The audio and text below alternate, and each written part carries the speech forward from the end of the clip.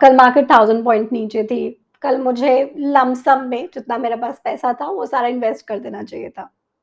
क्या आपको भी ऐसा ही लगता है कि लमसम इन्वेस्टमेंट बेटर है सिस्टमैटिकली इन्वेस्ट करने से? बहुत से डेटा पॉइंट्स आपको लोग पास्ट टेंस में दिखाएँगे, जिसमें lump sum investments have given better return than systematic investment plans. But systematic investment plans होते क्या हैं? लमसम इन्वेस्टमेंट क्या होती है और मैं कौन से इंस्ट्रूमेंट की बात कर रही हूँ? ये सब जानने के लिए इस वीडियो को एंड तक ज़रूर देखिएगा। Also, request you to do subscribe to my channel to keep getting update on banking and finance related topics. Mutual fund एक इन्वेस्टमेंट व्हीकल है जिसमें बहुत से लोगों का पैसा मोबिलाइज होता है, इकट्ठा होता है और फिर म्यूचुअल फंड के ऑब्जेक्टिव के हिसाब से इन्वेस्टमेंट होती है शेयर्स में या फिर डिबेंचर्स में, गवर्नमेंट बॉन्ड्स वगैरह में, इन सब अलग-अलग इंस्ट्रूमेंट्स में। अगर मुझे म्यूचुअल फंड के थ्रू इन्वेस्टमेंट करनी है और हम अभी इक्विटी मार्केट से अगर स्टार्ट करें, तो मेरे पास 2 तरीके हैं। एक तरीका है कि मेरे पास जितना पैसा पड़ा है, मैं सारा का सारा एक साथ डाल दूँ और दूसरा ऑप्शन ये है कि मैं सिस्टमैटिकली इन्वेस्ट करूँ। मतलब अगर मेरे पास ₹100 हैं इन्वेस्ट करने के, तो ₹100 एक साथ डालने के बजाय मैं उसको 10 महीने की सिस्टमैटिक इन्वेस्टमेंट प्लान में कन्वर्ट करूँ और हर महीने ₹10-10 कर एंटर हूँ। दोनों ही केसेस में चाहे मैं लमसम डाल रही हूँ या फिर मैं सिस्टमैटिकली इन्वेस्टमेंट प्लान के थ्रू जा रही हूँ, इन्वेस्टमेंट सेम एसेट क्लास में that is in my example equity diversified mutual fund के अंदर ही इन्वेस्टमेंट हो रही है।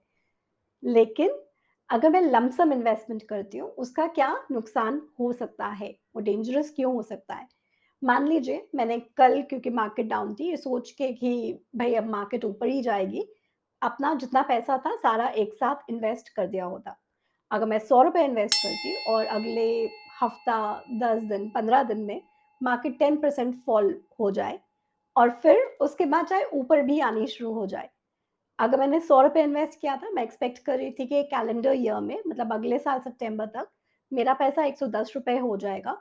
लेकिन क्योंकि पैसा लगाते ही इमीडिएटली 10% मार्केट में फॉल आया, मेरा ₹100 ₹90 का हो गया और ₹90 से 110 आने के लिए मार्केट को 22% का रिटर्न देना पड़ेगा एक ऑलमोस्ट 1 कैलेंडर ईयर के अंदर ही, जो बहुत डेंजरस हो सकता है।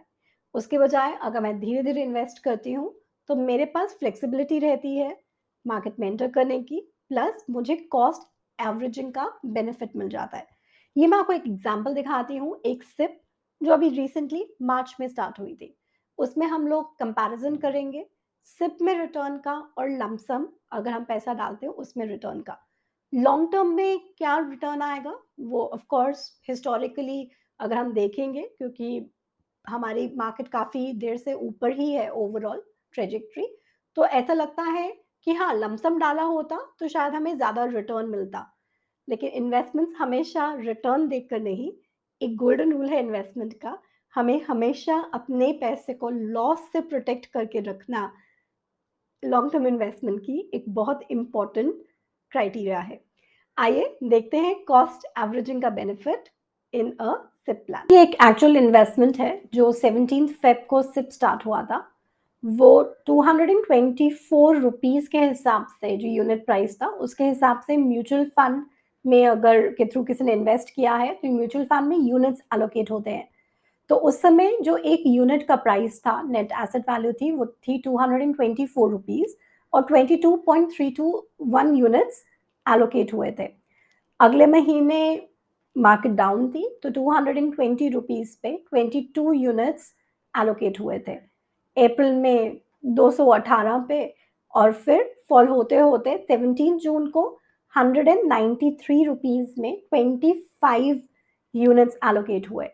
जिसकी वजह से जो टोटल यूनिट्स जो मिले इस इन्वेस्टर को, वो रहे हमारे 160 और आज की डेट में उनकी जो इन्वेस्टमेंट की वैल्यू है, वो है आज का एनएवी मल्टीप्लाइड बाय जो उनके पास टोटल यूनिट्स है। हम सिप के सिस्टमैटिक इन्वेस्टमेंट प्लान की रिटर्न्स हमेशा एक्सआईआरआर फॉर्मूला से निकालते हैं। एक्सआईआरआर फॉर्मूला के लिए आपको क्या करना होता है, आप पहले देखेंगे कि जो आउटफ्लो है, जो सिप का पैसा आपका गया है, उससे पहले आप माइनस लगाओगे और जो आपका पैसा आज की डेट में जो वैल्यू है आपकी इन्वेस्टमेंट की, वो आपका पॉज़िटिव होना चाहिए। तो अगर मैं इसको इस तरह से डालूँ that is my cash flows, सबसे पहले वो वैल्यूज़ माँग रहा है, उसके बाद वो आपसे माँग रहा है डेट, डेट अगर आप सेलेक्ट करोगे और फिर आप एंटर करोगे तो return is working out to be around 17.128%। अगर यही investment as a lump sum investment की होती तो 17th फ़ेब को 156 यूनिट्स एलोकेट हो गए होते 35,000 की इन्वेस्टमेंट पे, जो लास्ट 7 मंथ्स की इन्वेस्टमेंट है।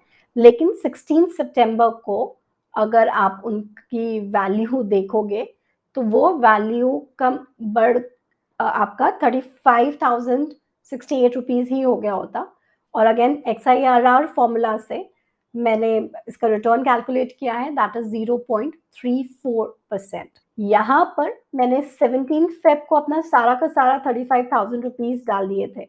जबकि यहाँ पर हमारा जो पहली इन्वेस्टमेंट है वो चाहे 7 महीने एप्रोक्सिमेटली रही है, हमारी जो मार्च की इन्वेस्टमेंट है वो सिर्फ़ 6 महीने रही है, 5 महीने, 4 महीने, 3 महीने और ये 1 मंथ।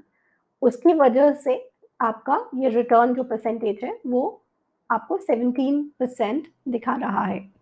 सिस्टमैटिक इन्वेस्टमेंट प्लान का सबसे बड़ा बेनिफिट ये है कि अगर मैं इन्वेस्टमेंट कर रही हूँ, तो मैं अपनी सेविंग्स बहुत सिस्टमैटिकली कर सकती हूँ। मेरी सैलरी स्पेशली अगर रेगुलर इंटरवल्स पे आती है, तो मैं एक पर्टिकुलर पार्ट अपना अलग करके रख रही हूँ। हमने कल एक वीडियो किया था that was 7 rules for a lean purse, मतलब कि हम अमीर कैसे बने। जो फर्स्ट रूल था वो ये था कि हमें सिस्टमैटिकली इन्वेस्टमेंट करना, हमें सिस्टमैटिकली पैसा सेव करना ज़रूरी है। हम जो भी कमाएँ उसका एक 10th हिस्सा तो कम से कम हमें सेव करना चाहिए। Systematic investment plan mutual funds में जिसमें हम हर महीने कोई यूनिट्स खरीदते हैं, वो हमें हमारी सिस्टमैटिकली सेविंग्स में हेल्प करता है। तो हमें हिंडसाइट पर मतलब रियर व्यू मिरर पे देखकर ऐसा लगता है कि शायद सारा पैसा एक साथ डाल देना चाहिए था, लॉन्ग रन में तो मार्केट ऊपर ही जाती है। लेकिन जैसे मैंने आपको एग्ज़ाम्पल दिया, हमेशा कॉशियस होके चलना ज़रूरी है।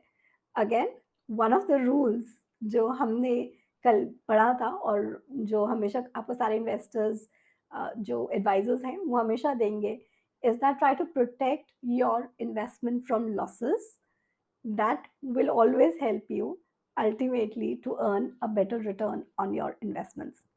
Thank you so much, friends, for joining me for yet another discussion on lump sum investment versus systematic investment plan. एक बीच का भी रास्ता है।